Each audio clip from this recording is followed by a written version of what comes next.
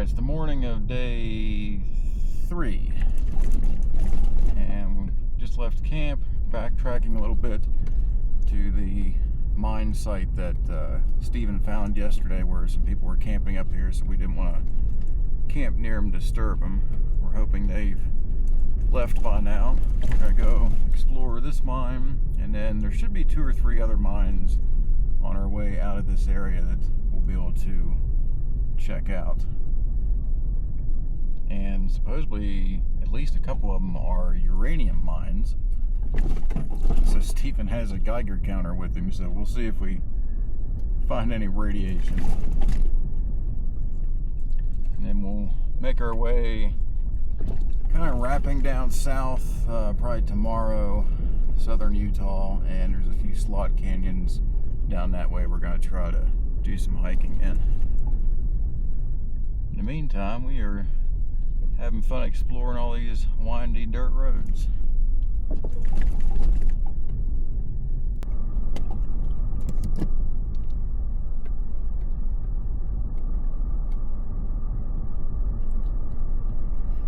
It's amazing how much of this stuff is actually still left.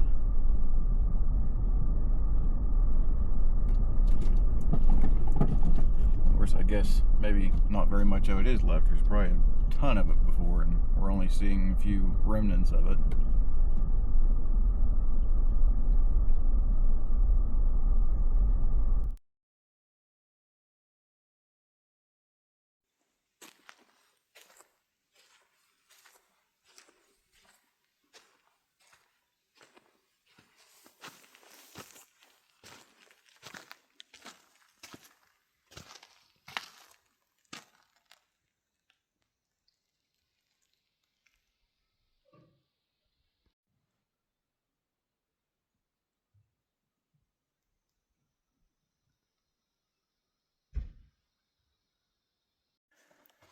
Alright, we're hiking up to one of the actual mine sites. There's shafts all throughout this area, but you can see I guess you'd call it tailings there, the lighter stuff. That's material they brought out of the shaft. Stephen's got his Geiger counter. See if we can find something radioactive.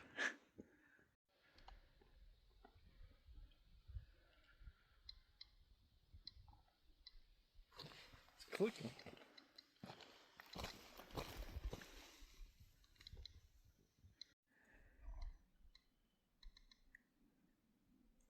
Did you find some radiation? It did.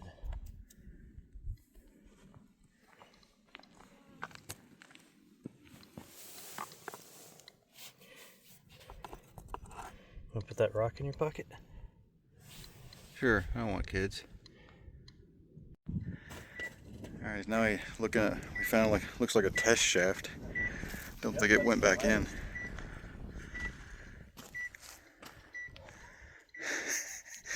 Meter's actually beeping at us now. We don't know what that means, but we have a Geiger counter. Doesn't mean we know what the hell we're doing with it. What readings that got? 0.17 millirads per hour.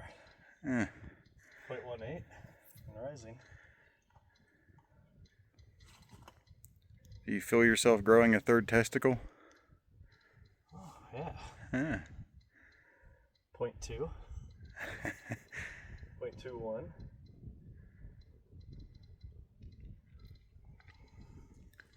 0.21. 0.22. Well, someone in the comments, you know, all 5 people that watch my video, I'm sure there'll be an expert and they'll tell us if that's bad or not.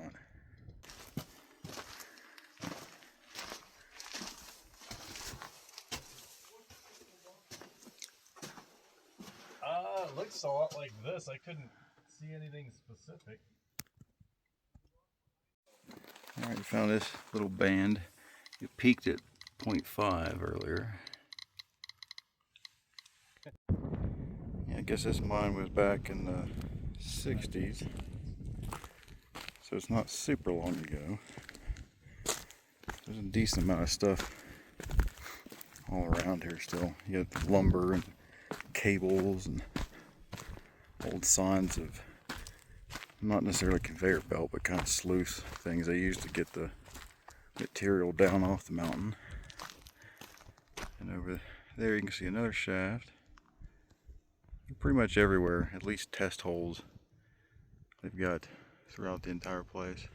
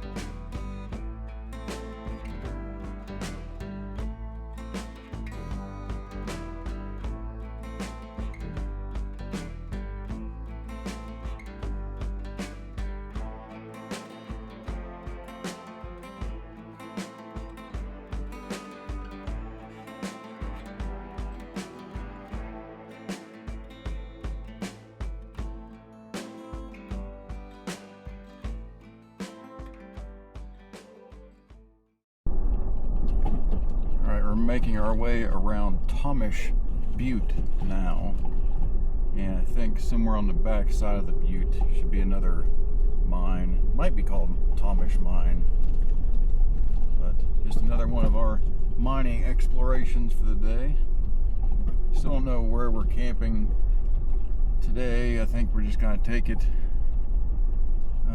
slow and explore, and we'll get as far as we get and pick a spot near that, because that's the nice thing. We're still out in BLM land, and there's just tons of pull-offs and spots you can tuck away in and camp, so we won't have any problem finding a spot.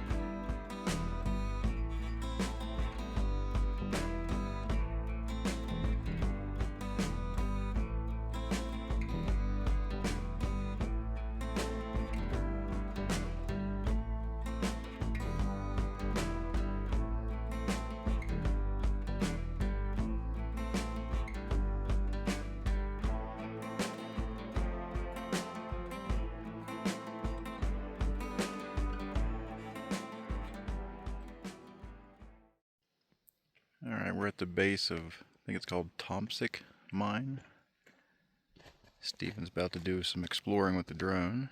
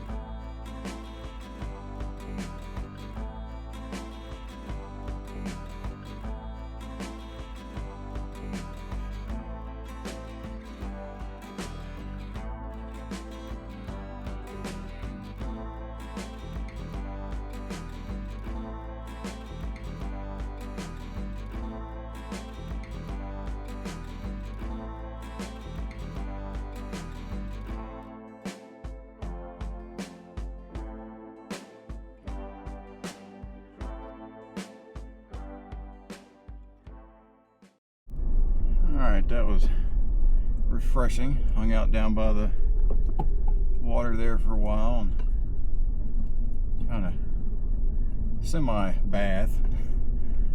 It's refreshing to wipe yourself down after a few days on the road and all this dust.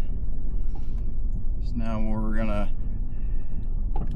fortunately this was a out and back, so we gotta go about 40 minutes or so back out the way we came.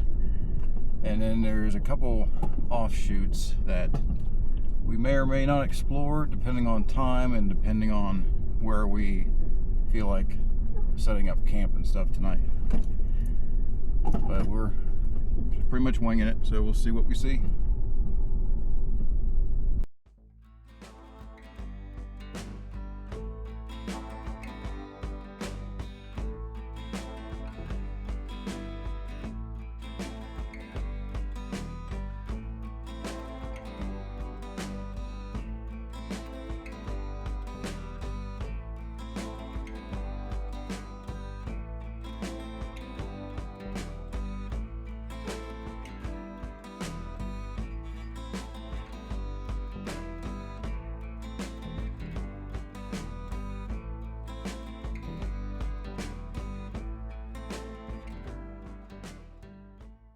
One of the neat things about coming out here is the terrain is always absolutely stunning, but if you're tired of that particular terrain, drive for 10 minutes and over the crest of the mountain range and you're in totally different territory.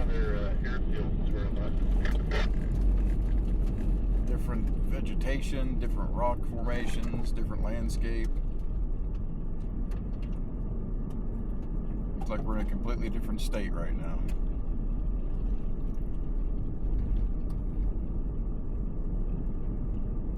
Alright, we're heading into Little Wild Horse Canyon right now. And this should let us continue all the way to, I think it's Goblin Rocks.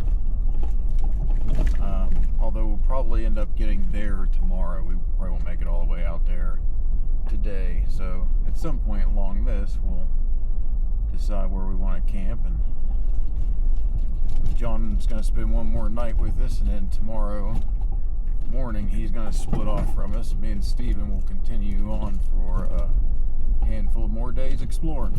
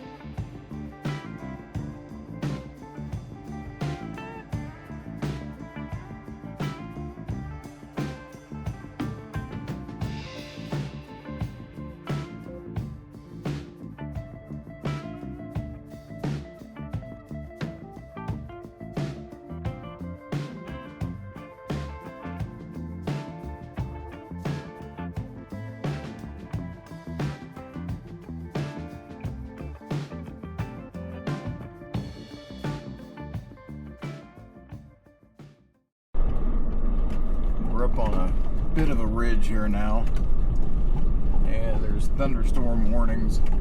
I don't think we're so much going to get a ton of rain, but the wind is sure as hell picked up, as you can see from all the dust whipping by.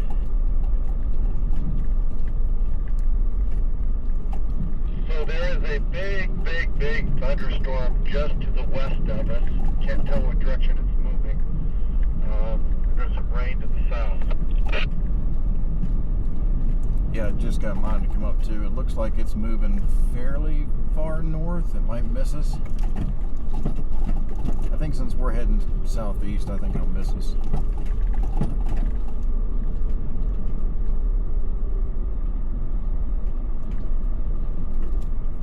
I don't think I caught it on camera, but I just had a gust of wind come by so strong, with so much dust that I pretty much had to stop. I couldn't see 2 feet in front of me.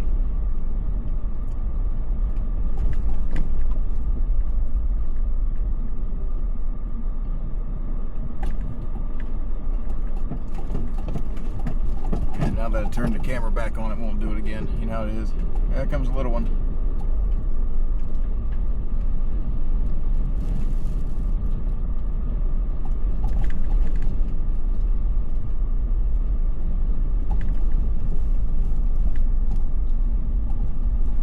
Driving through dust devils.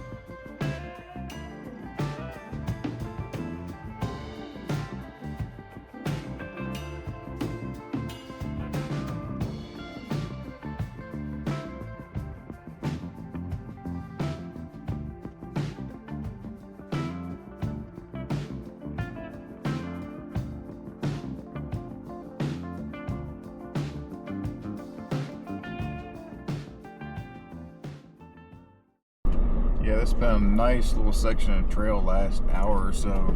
It's behind the Reef Trail. Yeah, a few little spots here and there that were a couple little obstacles, but nothing too hard at all. Kind of slow going because of the most of the terrain, but very scenic and a lot of fun. This was definitely a good one.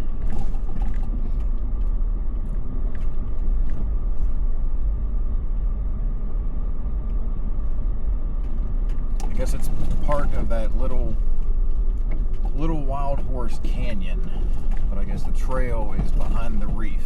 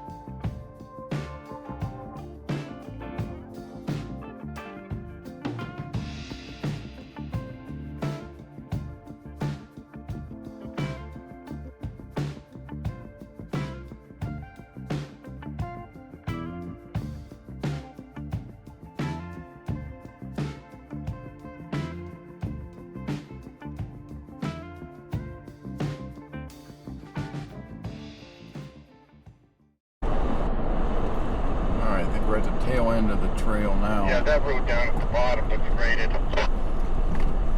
It's usually how it is. To the right, it goes to Goblin Valley. It's not flat, but like I said, it's open hills way worse. Yeah, this is often the case. We're about to meet a main dirt road, but the last little bit has to be the hardest. Nothing like we haven't done before, but it's just always funny. Seems like you always have to do the hardest part of the trail right before you get to the easiest part of the trail. We knew a dirt highway had to be here close because we looked down over the ledge and saw a very stock, very small vehicle parked down there. And they sure as hell didn't do this. Watch that rock there on the driver's side that's pointing up to get your wheels.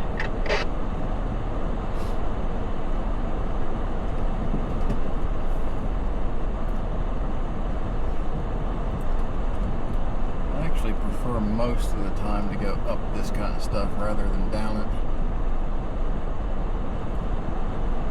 Yep, looking good. Driver or passenger as well. Yeah, it didn't look bad.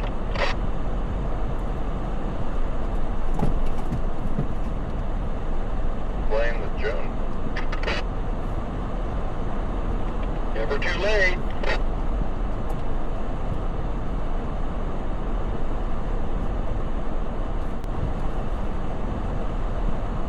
So this must be the off-camper spot.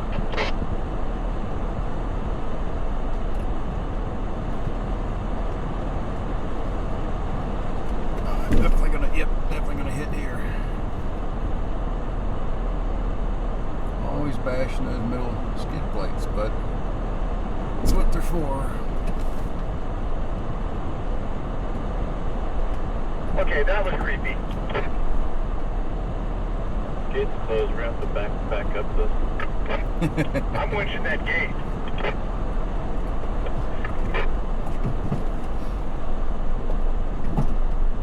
Okay, that wasn't too bad. That last little section, I did get a little close to it, a rock with a tire and scrape it really hard, but that's about it. Then one rock, I scraped the slider across it completely.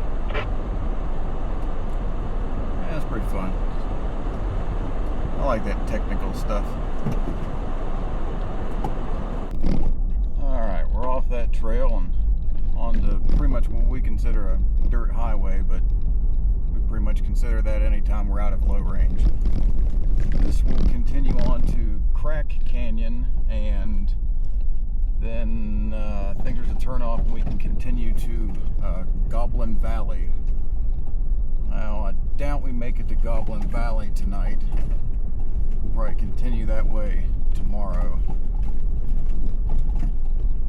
It's about 6 o'clock now, so see how much further we go before we decide to scope out a campsite.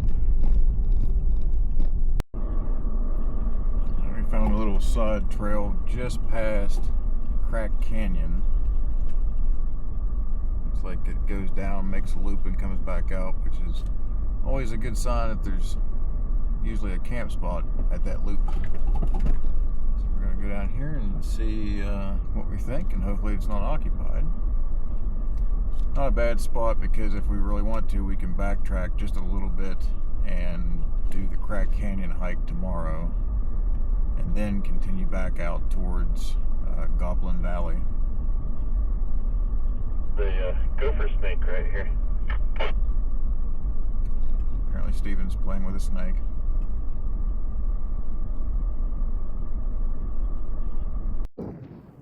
Alright, found camp for the night. So just past Crack Valley.